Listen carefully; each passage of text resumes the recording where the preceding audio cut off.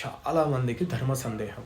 గురువు గారు, మరి మేము అంటూ ముట్టులో ఉన్నాము, మేము ఉపవాసం ఉండొచ్చా, ఒక్క పొద్దు ఉండొచ్చా అని. చూడండి, ప్రతి ఒక్కరికి చెప్తున్నా, అంటూ ముట్టులో ఉన్నా కూడా ఉపవాసము ఒక్క పొద్దు ఉండొచ్చు.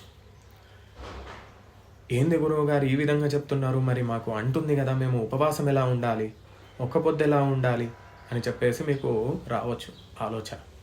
కానీ నేనేం చెప్తున్నాను శ్రద్ధగా వినండి. ముందుగా దైవతార్చన చేయకూడదు, కానీ ఉపవాసం ఉండొచ్చు. ఏ విధంగా ఉండాలి ఉపవాసము? మనసులో శివనామస్మరణ చేస్తూ మీరు ఉపవాసం ఉండి సాయంత్రం వేళలో మరలా స్నానం చేసి మనసులో శివుణ్ణి స్మరణ చేస్తూ కళ్ళలో ఆ యొక్క శివుని యొక్క రూపాన్ని మీరు మనసులో అనుకొని కళ్ళలో ఆ యొక్క రూపాన్ని దర్శనం చేసుకొని ఫలము ఫలహారము కంటికి అద్దుకొని స్వీకరించవచ్చు. ఇందులో తప్పు లేదు.